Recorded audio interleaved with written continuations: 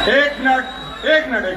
अगर कोई आपसे ये कहता है कि मजलिस इत्तेहादुल मुस्लिमीन ने क्या काम की और नहीं की, तो एक बात उनको कहना कि मजलिस इत्तेहादुल मुस्लिमीन के इस शेर ने अगर इस अपनी कॉन्स्टिट्यूंसी में अपने कार्यकाल में अगर कोई काम किया है तो वो सबसे बड़ा काम ये किया है कि मेरे रसूल के खिलाफ गुस्ताखी करने वाली मलूर तस्लीमा नसरीन को एयरपोर्ट से वापस भिजाने वाली यही एक शख्सियत थी कि जिसने उसको वापस एयरपोर्ट से भेजा था। यही एक काम हमारे लिए बहुत बड़ी बात है। मैं दावत देना चाहता हूँ इम्तियाज जलील साहब को।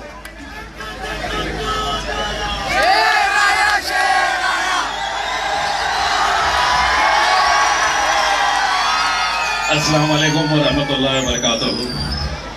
स्टेज पर मौजूद मजलिस इत्तेहादुल मुस्लिमीन के हमारे कायद जनाब बैरिस्टर असदुद्दीन अवैसी साहब, मौलाना महफूज रहमान साहब, तमाम मजलिस के जिम्मेदारान, नौजवानों और साथियों,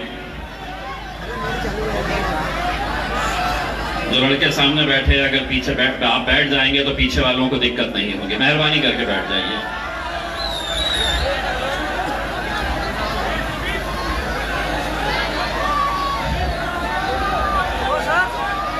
जलसे की शुरुआत इससे पहले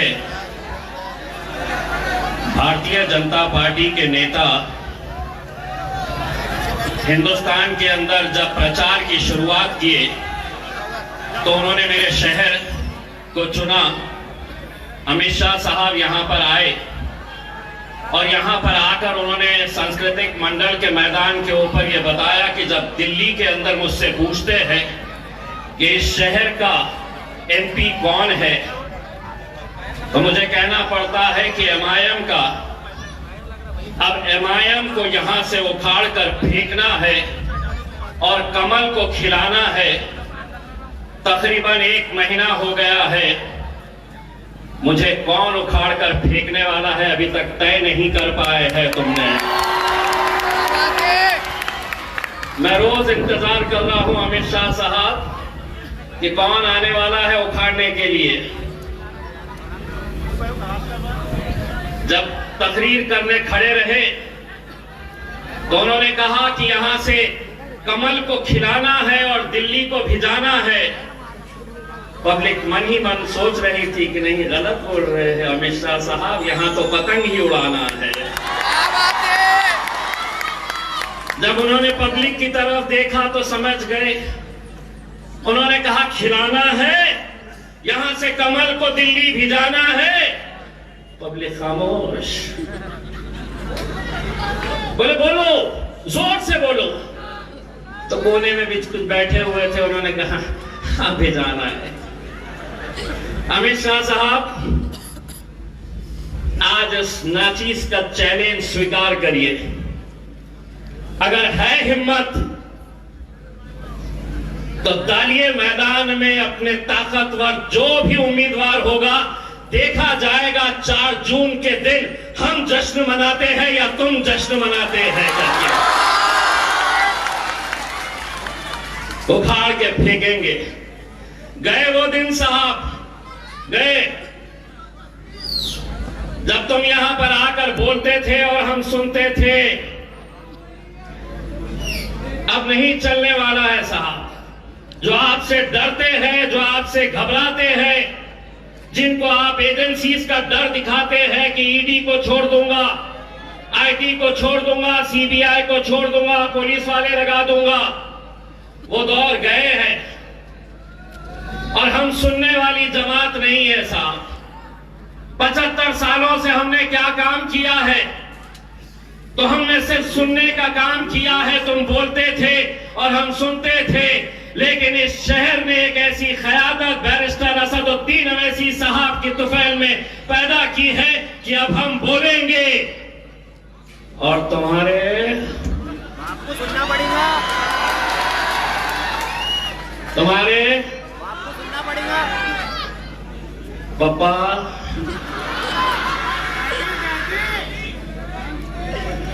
इंतजार में है, कुछ देने वाला हूं क्या करके।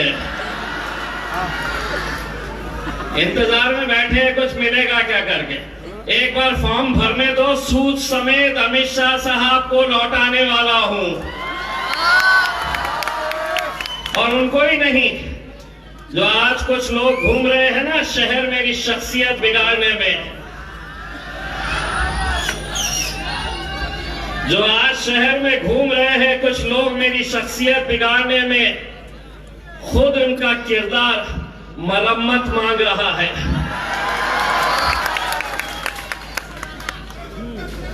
मेरे भाइयों, मैं आप लोगों का सबसे पहले तो तहे दिल से शुक्रिया अदा करना चाहता हूं। ये वो शहर है जिसने एक यकीन पैदा किया, एक ऐसी सोच पैदा की, एक ऐसा यकीन पैदा किया, अगर हम मुत्तहिद हुए तो हम क्या कर सकते हैं। ये वही शहर है जब 2019 के अंदर हम जब लड़ने के लिए आए थे तो यहीं पर होटलों में बैठा जाता था, चौराहों के ऊपर बैठा जाता था। जिन्होंने तुम्हारी क़यादत को खत्म किया, आखिरी मेंबर ऑफ पार्लियामेंट, यहां जितने लोग हैं, जितने नौजवान मौजूद हैं, शायद वो उस वक्त पैदा भी नहीं हुए थे। 1980,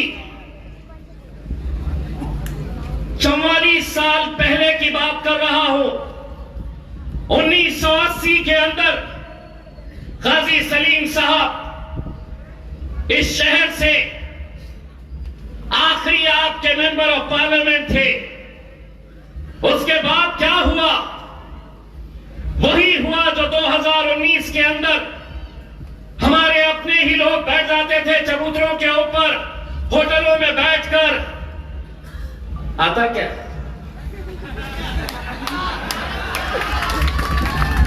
कैसे आता बताओ, समझाओ।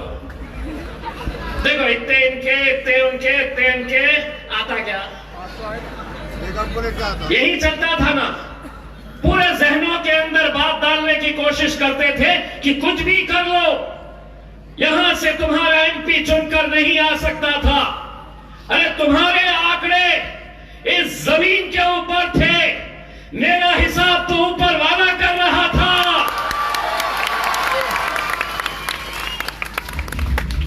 पर कैसे हैं वो लोग जिन्हें अपने ही ईमान के ऊपर यकीन नहीं है? तो इज्ज़ो मंतशा तज़िल्लु मंतशा, इज्जत का और जिल्लत का देने वाला खुदा है मेरे भाइयों।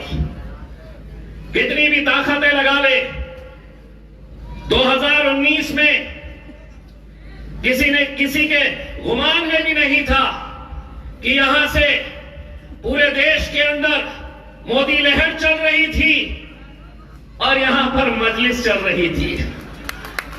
किसी के गुमान में नहीं था।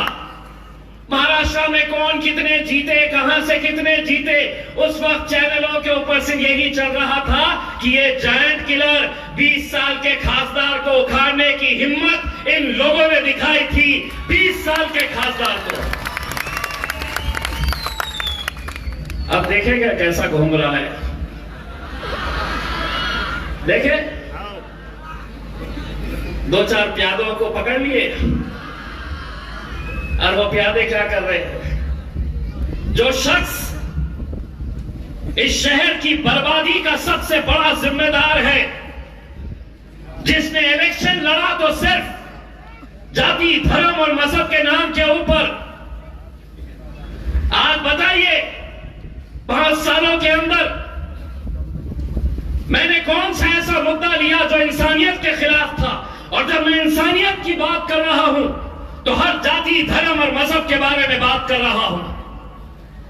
कल कन्नड़ के जलसे के अंदर कितने ऐसे मेरे गैर मुस्लिम भाई लोग वहां पर स्टेज पर बैठे थे, स्टेज पर बैठे हुए थे। राज ठाकरे की मनसे का एक बड़ा पदाधिकारी मनसे को छोड़कर मजलिस के स्टेज के ऊपर आकर शमूलियत इख्तियार कर ली। मेरे मराठा भाई, धनगर समाज के मेरे भाई क्यों आज हमारे साथ जुड़ रहे? क्योंकि उन्हें पिछले 20 सालों से यह बताया गया था कि अगर यहां से कोई मुसलमान एमपी चुनकर आ जाएगा तो इस शहर के अंदर दंगे होंगे, इस शहर का माहौल खराब होगा। लेकिन आज वही लोग कहते हैं कि जिस भगवान का सबसे बड़ा आदर सम्मान वो करते हैं, जब उनकी मंदिर के ऊपर हमला हुआ तो वो लोग घर में सो रहे थे, इम्तियाज जलील उनके उस भगवान की मंदिर के अंदर जाकर बैठा हुआ था। 5 सालों के अंदर हमने कोई ऐसा काम नहीं किया जिसकी वजह से जिन लोगों ने हमें वोट दिया उन्हें अपना सर शर्मिंदगी से झुकना पड़ा हो। लेकिन आज वो तमाम ताकतें एक साथ हो रही है, पूरे के पूरे लगे हुए हैं। शिवसेना के 2 टुकड़े, इरादा एक कि मजलिस को यहां से कैसे हराया जाए। राष्ट्रवादी के चचा भतीजे दोनों का इरादा एक कि इम्तियाज जलील को यहां से कैसे हराया जाए। भाजपा हो कांग्रेस हो, किस बात की तकलीफ है? क्या हमने ठेका लेके रखे हैं तुम्हें वोट देने का? क्या ये हमारी जिम्मेदारी है कि हम ऐसी महफिलें सजाएंगे और तुम्हें वहां पर पार्लियामेंट के अंदर भेजेंगे? भेजते आए हैं, 75 सालों तक हमने यही करते आए हैं। लेकिन अब सुन लो अच्छी तरीके से, देवेंद्र फडणवीस, शरद पवार, अजीत पवार, उद्धव ठाकरे,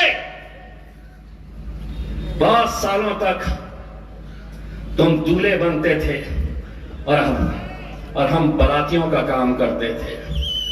अब इम्तियाज जलील दूल्हा बनेगा और तुम्हें नचाएगा इंशाअल्लाह। नचाएंगे अब हम, बहुत हो चुका है।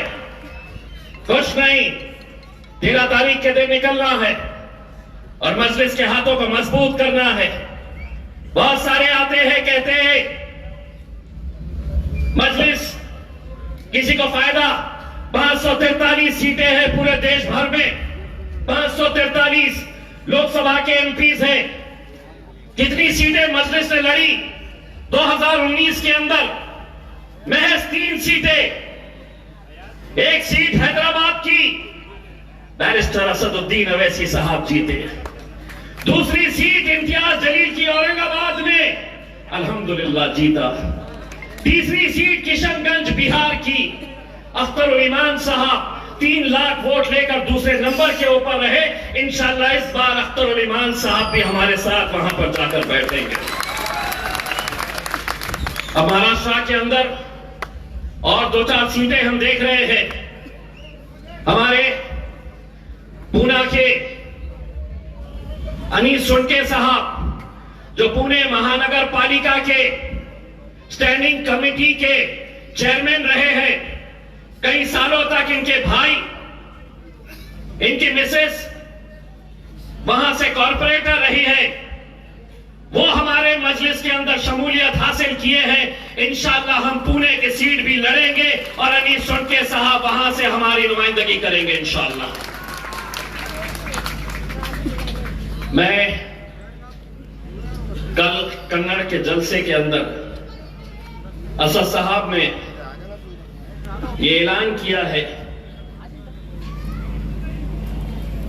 कि बाबा साहब अंबेडकर के नातू,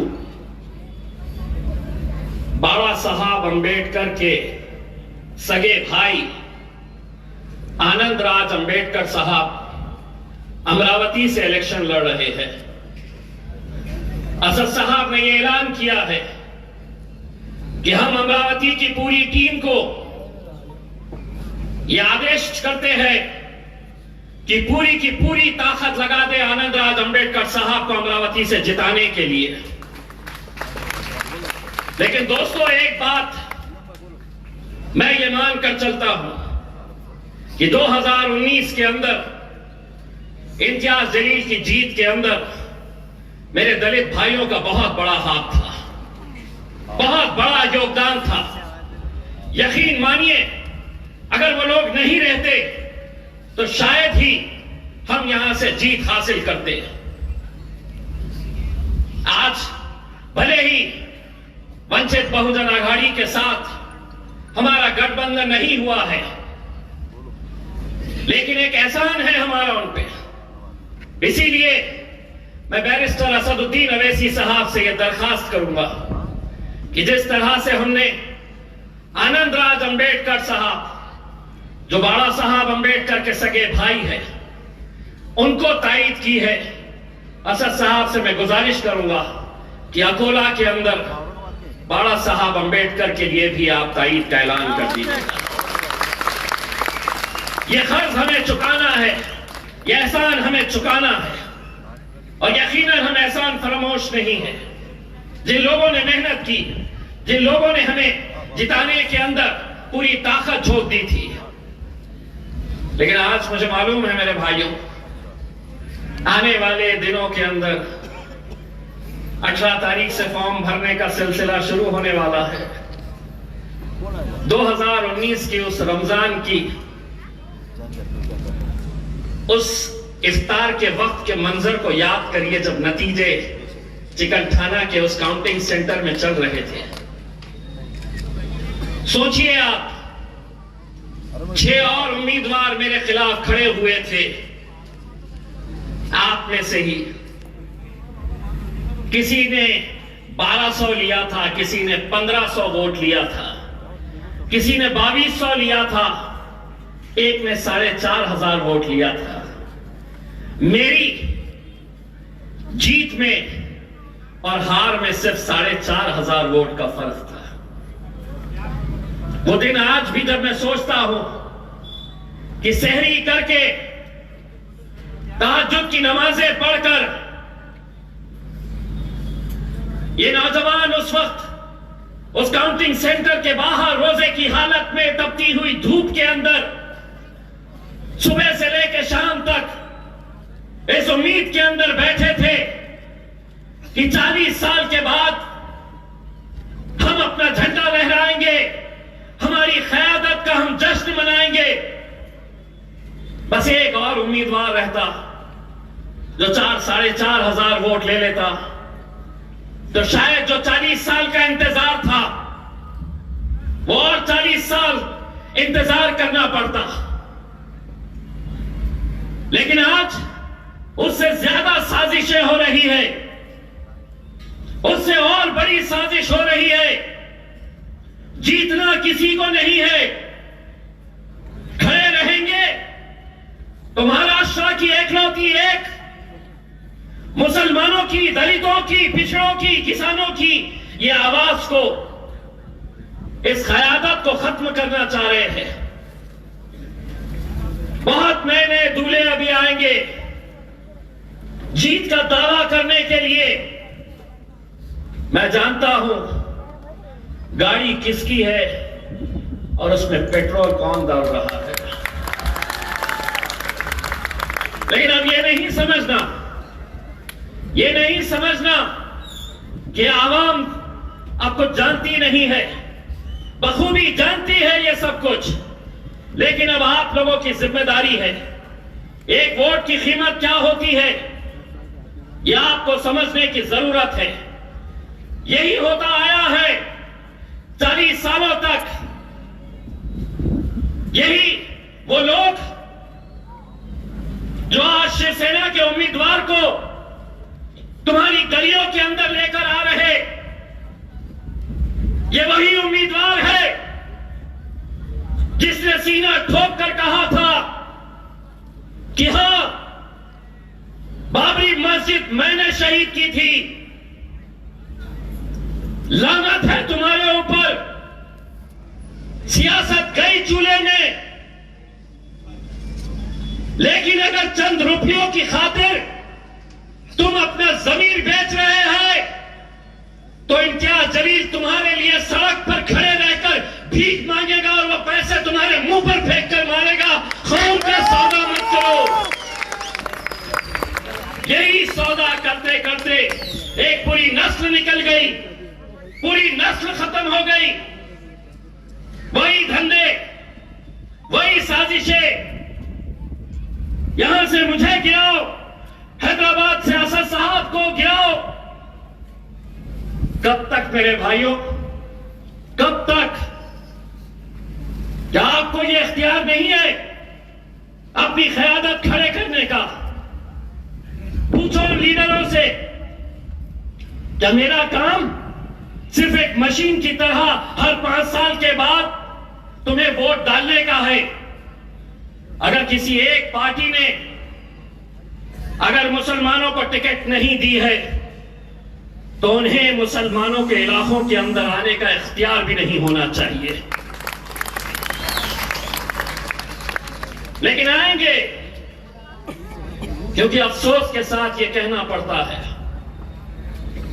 कि बाजारों में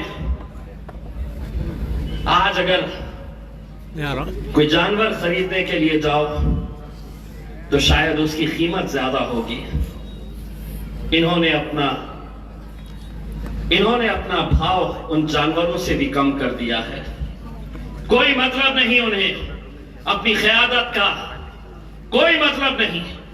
और जिस दौर से हम गुजर रहे हैं, क्या यह समझ में नहीं आ रहा है आने वाला वक्त कैसा होगा? आने वाले वक्त के अंदर कैसे कैसे कानून लाने वाले हैं। पार्लियामेंट वो जगह है जहां पर कानून बनाए जाते हैं, नचनियों का कोठा नहीं है वहां पर नाचने के लिए जाने का सोच रहे हैं अगर कोई तो।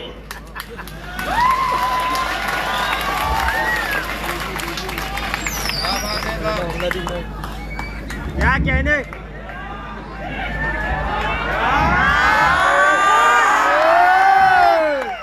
अभी फॉर्म खाना आपसे दुआ करते रहो जी, बाकी तो सबको इंशाल्लाह बसर हो जाऊंगा इंशाल्लाह। आपसे दुआ करते रहिए खाला, आपकी दुआओं के अंदर ये ताकत है कि ऐसे चिल्ले पिल्ले कितने भी आए तो सबको संभाल लेंगे इंशाल्लाह। संभालेंगे ना?